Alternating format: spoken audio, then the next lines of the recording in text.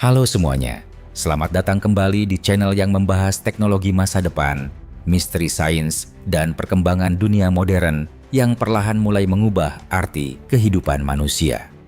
Di video kali ini, kita akan membahas salah satu topik paling kontroversial sekaligus paling menakutkan dalam sejarah ilmu pengetahuan modern, yaitu teknologi cloning manusia. Sebuah teknologi yang dianggap mampu menyelamatkan jutaan nyawa, memperpanjang umur manusia, bahkan membuka kemungkinan menciptakan kehidupan baru. Namun, di saat yang sama juga menimbulkan ancaman besar terhadap identitas, moralitas, dan masa depan peradaban manusia itu sendiri.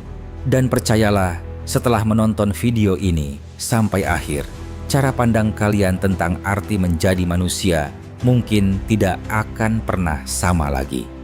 Bagaimana jika suatu hari nanti ilmuwan mampu menciptakan manusia baru hanya dari satu sel tubuh? Bagaimana jika seseorang bisa memiliki salinan dirinya sendiri dengan DNA yang identik? Atau lebih mengerikan lagi, bagaimana jika teknologi cloning digunakan oleh perusahaan besar, militer, atau orang-orang kaya untuk menciptakan manusia sesuai keinginan mereka? Kedengarannya seperti cerita film fiksi ilmiah, tetapi kenyataannya, dunia sains saat ini sudah sangat dekat dengan kemungkinan itu. Teknologi cloning, rekayasa genetika, stem cell engineering, hingga artificial embrio berkembang sangat cepat setiap tahunnya. Dan pertanyaan yang mulai menghantui dunia bukan lagi apakah manusia bisa di-cloning, melainkan apakah manusia seharusnya melakukan itu. Dan untuk memahami ini, kita harus kembali ke tahun 96. Ketika dunia dikejutkan oleh kelahiran seekor domba bernama Dolly. Dolly menjadi mamalia pertama yang berhasil dikloning dari sel dewasa menggunakan metode ilmiah bernama somatic cell nuclear transfer. Keberhasilan itu langsung mengguncang dunia sains karena membuktikan bahwa makhluk hidup kompleks ternyata bisa disalin secara biologis. Sejak saat itu, para ilmuwan mulai menyadari bahwa secara teori manusia juga dapat di-cloning. Dunia memasuki era baru bioteknologi modern, di mana DNA tidak lagi hanya dipelajari, tetapi mulai dimodifikasi, direkayasa, bahkan berpotensi disalin. Secara sederhana, cloning manusia adalah proses menciptakan individu baru yang memiliki DNA identik dengan manusia lain. Dalam proses ini, inti sel dari tubuh manusia diambil lalu dimasukkan ke dalam sel telur yang inti DNA-nya telah dihapus. Sel tersebut kemudian dirangsang agar berkembang menjadi embrio. Jika embrio berhasil tumbuh di dalam rahim, maka akan lahir manusia dengan struktur genetik yang hampir sama persis dengan donor DNA-nya. Secara ilmiah, teknologi dasar untuk melakukan ini sebenarnya sudah ada. Tantangan terbesarnya justru datang dari sisi etika, hukum, dan ketakutan manusia terhadap konsekuensi yang mungkin muncul di masa depan. Alasan mengapa teknologi cloning begitu menarik adalah karena potensinya yang luar biasa besar di dunia medis. Bayangkan seseorang yang mengalami gagal ginjal kerusakan jantung atau penyakit organ mematikan. Dengan teknologi cloning organ dan regenerative medicine, ilmuwan berpotensi menciptakan organ baru menggunakan DNA pasien sendiri sehingga tubuh tidak menolak organ tersebut. Teknologi ini juga dianggap mampu membantu pasangan infertil memiliki anak dengan materi genetik mereka sendiri. Bahkan di bidang penelitian penyakit cloning sel dapat membantu ilmuwan memahami kanker Alzheimer, Parkinson, dan berbagai penyakit genetik lainnya dengan jauh lebih akurat. Karena itulah, banyak ilmuwan percaya bahwa teknologi cloning bisa menjadi revolusi medis terbesar dalam sejarah manusia. Namun, di balik semua harapan besar itu, muncul sisi gelap yang membuat dunia mulai takut terhadap teknologi cloning manusia. Ketika manusia mulai mampu menciptakan salinan biologis dari manusia lain, maka pertanyaan tentang identitas kehidupan perlahan berubah menjadi mimpi buruk global. Apakah manusia hasil cloning memiliki hak yang sama seperti manusia biasa? Apakah mereka memiliki kebebasan menentukan hidupnya sendiri? Atau justru mereka hanya akan dianggap sebagai aset biologis yang diciptakan untuk tujuan tertentu? Karena saat teknologi mampu menyalin tubuh manusia, batas antara kehidupan dan produk buatan mulai menghilang. Bayangkan seorang anak hasil kloning tumbuh besar sambil mengetahui bahwa dirinya diciptakan bukan karena cinta atau kelahiran alami, tetapi karena seseorang membutuhkan donor organ yang sempurna.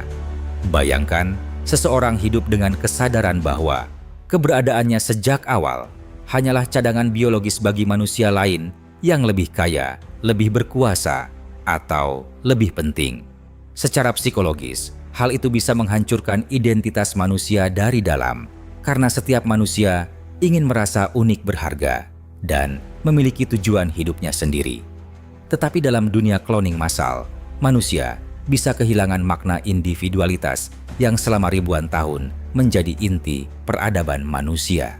Teknologi ini berpotensi membuka pintu bagi eksploitasi manusia dalam skala yang belum pernah terjadi sebelumnya. Jika cloning manusia berhasil dilakukan secara stabil, perusahaan besar atau organisasi rahasia mungkin melihat manusia sebagai sumber daya biologis yang dapat diproduksi ulang. Bayangkan laboratorium rahasia yang menciptakan manusia cloning untuk dijadikan pekerja, tentara biologis, atau objek eksperimen medis. Kedengarannya seperti cerita distopian dari film sci-fi, tetapi sejarah menunjukkan bahwa teknologi yang memberi kekuatan besar sering disalahgunakan. Beberapa pakar bioetika memperingatkan kemungkinan munculnya kelas manusia baru di masa depan. Di satu sisi ada manusia normal yang lahir secara alami, dan di sisi lain ada manusia hasil rekayasa genetika atau cloning yang dianggap berbeda secara sosial. Diskriminasi biologis bisa menjadi ancaman nyata. Manusia hasil cloning mungkin dianggap tidak memiliki identitas asli atau warisan keluarga yang murni. Mereka bahkan bisa dianggap bukan manusia sepenuhnya, memicu konflik sosial dan krisis kemanusiaan. Belum lagi jika teknologi artificial intelligence digabungkan dengan cloning manusia. Bayangkan data otak, memori, suara, dan pola perilaku seseorang direkam menggunakan AI lalu dipindahkan ke tubuh hasil cloning. Dunia akan menghadapi pertanyaan, apakah manusia bisa diciptakan ulang? Jika seseorang meninggal, lalu tubuh cloningnya diaktifkan dengan memorinya, apakah itu benar-benar orang yang sama atau hanya salinan biologis? Pertanyaan ini menyentuh inti filosofi tentang kehidupan manusia itu sendiri. Yang paling berbahaya adalah ketika manusia merasa memiliki kekuasaan absolut atas penciptaan kehidupan.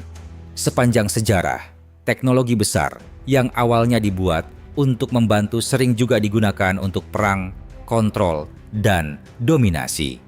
Energi nuklir misalnya, awalnya dianggap revolusi energi, tetapi kemudian berubah menjadi senjata pemusnah massal. Banyak ilmuwan takut teknologi cloning manusia bisa mengikuti jalur yang sama. Manusia mungkin tidak lagi dipandang sebagai makhluk yang memiliki jiwa, emosi, dan nilai kemanusiaan. Mereka bisa menjadi objek teknologi yang bisa disalin, dimodifikasi, dan diproduksi ulang seperti mesin.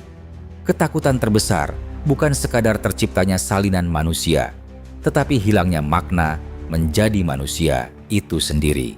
Pada awal 2000-an, dunia dihebohkan oleh klaim perusahaan Clonite yang mengatakan berhasil menciptakan bayi cloning manusia pertama. Walaupun klaim itu tidak pernah terbukti secara ilmiah, berita itu membuat dunia panik.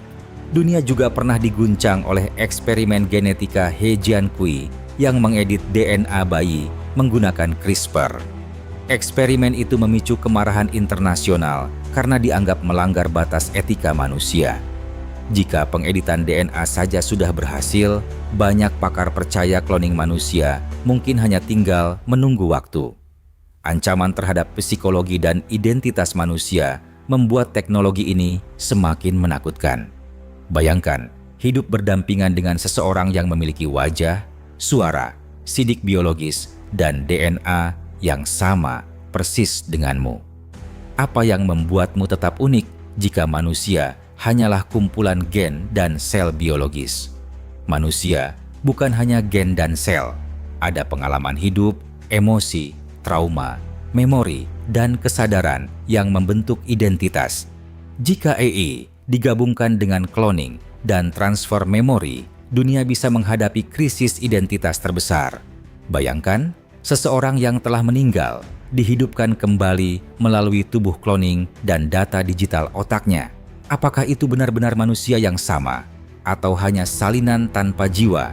Beberapa ahli bioetika memperingatkan bahwa cloning bisa menjadi senjata paling berbahaya di masa depan. Bayangkan, negara menciptakan pasukan manusia hasil rekayasa genetika atau perusahaan memproduksi manusia untuk memperpanjang hidup penguasa. Hal yang dulu terdengar seperti teori konspirasi, kini perlahan mulai terlihat mungkin terjadi. Sejarah menunjukkan manusia sering menciptakan teknologi baru jauh sebelum siap menghadapi dampaknya. Dan semakin canggih teknologi berkembang, semakin tipis pula batas antara manfaat dan bahaya. Hari ini, banyak negara memang melarang cloning manusia secara hukum. Namun, larangan tidak selalu menghentikan eksperimen rahasia. Teknologi genetika berkembang terlalu cepat untuk benar-benar dihentikan. Artificial womb, rekayasa DNA, stem cell engineering, hingga bioprinting organ terus mengalami kemajuan luar biasa setiap tahunnya. Dan mungkin pertanyaan terbesar abad ini bukan lagi tentang apakah teknologi cloning manusia bisa dilakukan, tetapi apakah umat manusia cukup bijak untuk mengendalikan kekuatan tersebut?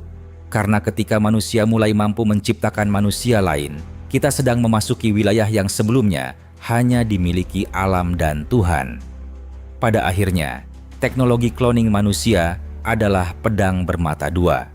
Di satu sisi, ia bisa menjadi penyelamat terbesar umat manusia melalui revolusi medis dan bioteknologi.